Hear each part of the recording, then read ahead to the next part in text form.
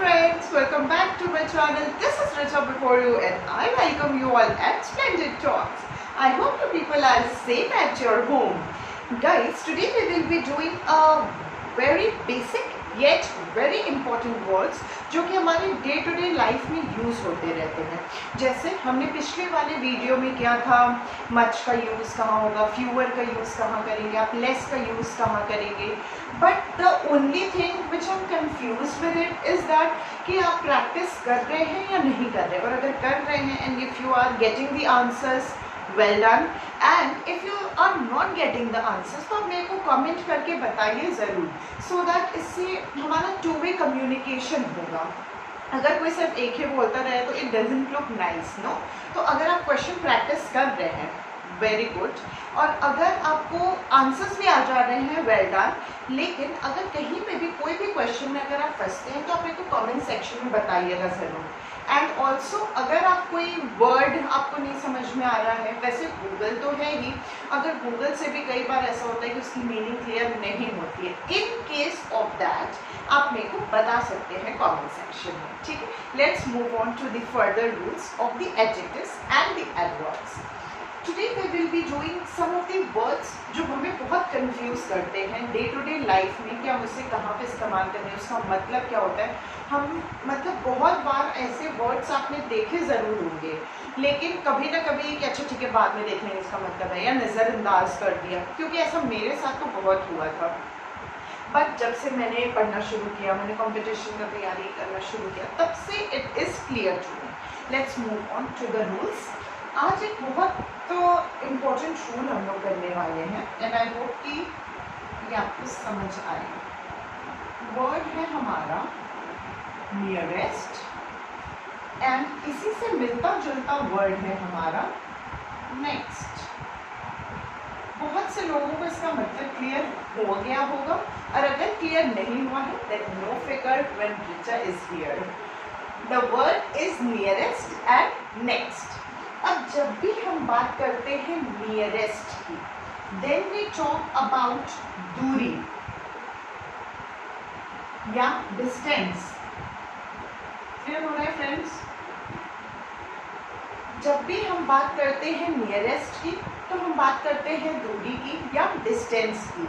जैसे मान लीजिए Ajmeri gate is the railway station, is the nearest railway station, या फिर आप जहाँ पे भी हैं कोई भी ऐसी चीज़ जो आपके करीब हो उसको हम बोलते हैं नियरेस्ट। या वहाँ पे कि आप और उसके बीच में ज़्यादा फास्ट, जैसे Noida, Noida is nearest rather than Varanasi. तो I belong to Varanasi, so that is I am taking the example of it. तो नियरेस्ट हमने क्या बोला कि वाराणसी से ज़्यादा पास क्या है, नियरेस्ट क्या हुआ, दिल्ली से नोएडा। क्लियर हो गया? Let's move on next. Next हम भी जब बात करते हैं तो क्रम की बात करते हैं, क्रम, या फिर हम ऑर्डर की बात करते हैं। जैसे रोल नंबर 31 स्टैंड अप, तो क्या हो गया, ये ऑर्डर हुआ, मतलब next roll number, next roll number, next roll number. तो हम नेक्स्ट नेक्स्ट से मतलब क्या हो गया, 31, 32, 33, 34 ऑर्डर की बात करते हैं, तब हम यहाँ पे इस्तेमाल करते हैं नेक्स्ट का। आई होप नियरेस्ट और नेक्स्ट के बीच का डिफरेंस आपको आज क्लियर हो गया होगा।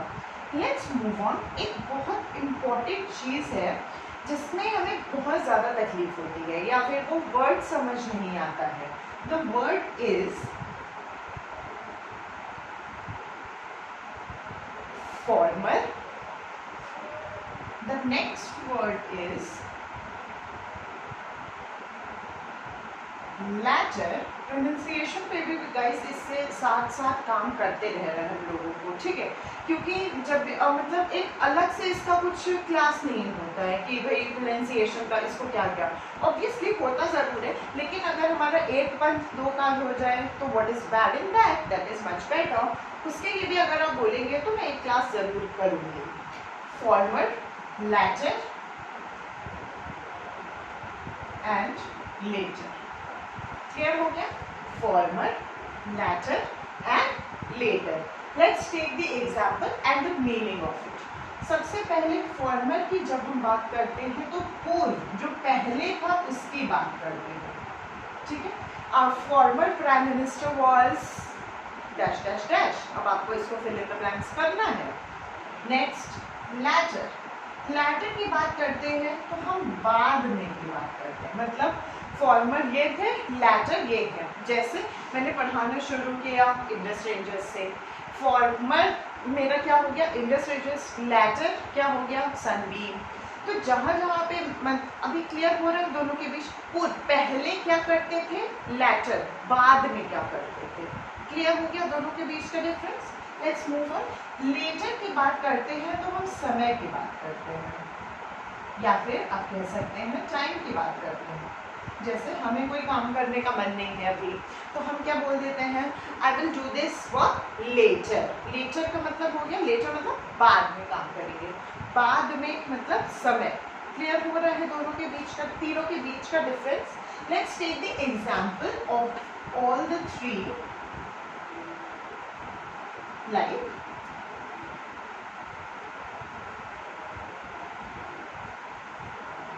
APJ Abdul Kalam was our former। अब आप आगे यहाँ पे fill in the blanks करिए। This will be the question for you. Next, latter। या फिर आप एक क्वेश्चन और नोट कर लीजिएगा, इसी से बाद वाला है। After him, latter dash become the president। Clear हो गया ये?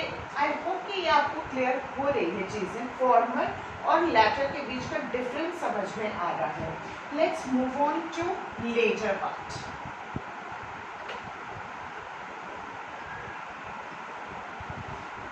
लेटर की जब भी हम बात करते हैं, जैसे आई विल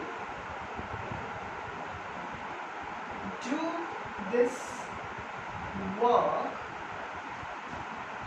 लेटर, मैं ये काम बाद में करूँगा।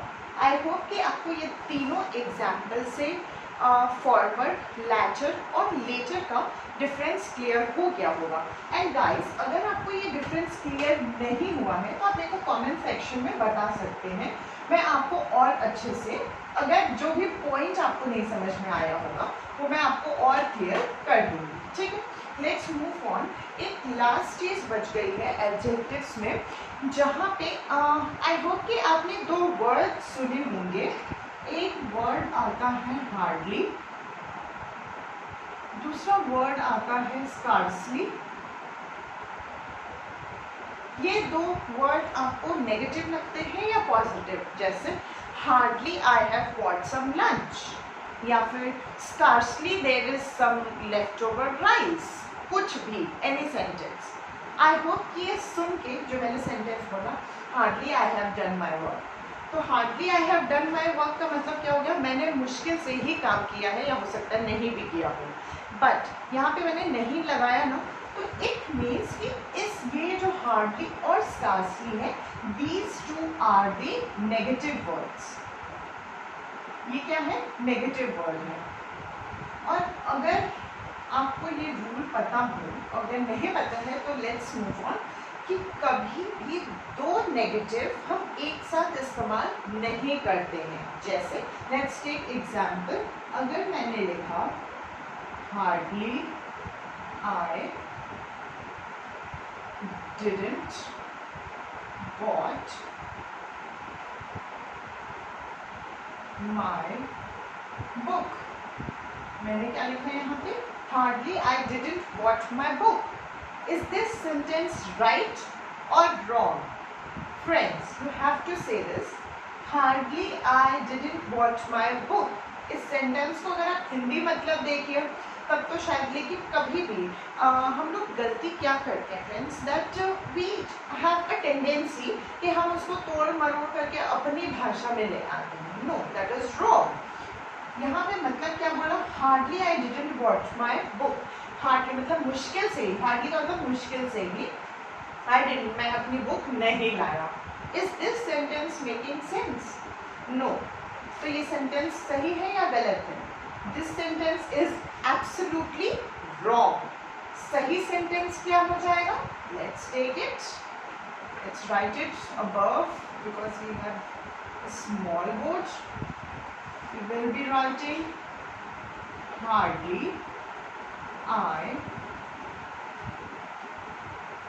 bought my book. This will be the right sentence. यहाँ पे आप didn't का इस्तेमाल गलत है कभी भी। तो नेक्स्ट रूल हमारा क्या कहता है? ये रूल बहुत सिंपल है लेकिन बहुत यूजफुल है एंड वेरी इंपॉर्टेंट रूल। ये आपके सारे कॉम्पिटिटिव एग्जाम में फंसाने के लिए दे दिया जाता है, तो बी वेयर ऑफ इट। हम अवॉइड डबल नेगेटिव्स। किसी भी सेंटेंस में हम डबल नेगेटिव्स का इस्तेमाल नहीं करेंगे। अगर आप देखते हैं किसी सेंटेंस में कि हार्डली या स्कार्सली दिया है और आगे नो, नेवर, नॉट कोई भी नेगेटिव वर्ड आ जाता है तो वहीं पे ही उसे गलत कर दीजिएगा। क्यों? क्योंकि हम लोग हमेशा डबल नेगेटिव्स का इस्तेमाल कभी नहीं करते। आई होप कि आज की क्लास आपको क्लियर हुई होगी फ्रेंड्स, और अगर आपको समझ में आया है तो आप मेरे को कमेंट सेक्शन में बताइएगा ज़रूर, because it helps me and it motivates me कि मैं और आगे और बेहतर कर सकूँ और अच्छे से आपको एक्सप्लेन कर सकूँ चीज़ें, और आगे आपको क्या वीडियोस देखना है वो भी आप मेरे को कमेंट सेक्शन में बताइएगा ज़रूर। I will be waiting for you guys for your replies, and if you like my videos, please share it, subscribe to my channel, like it and share it to those who are practicing the question या फिर जिनका competition का exam आने वाले हैं, क्योंकि अब तो कंपटीशन के एग्ज़ाम शुरू हो गए हैं। आई गेस 1 जून से शायद शुरू हो जा रहे हैं सारे जितने भी कॉम्पिटिटिव एग्ज़ाम्स थे। तो work hard friends, and if you need any kind of help just let me know in the comment section. I will be helping you guys. Okay, I'll be meeting you on Monday with the next topic and with the next video. Till then, bye bye.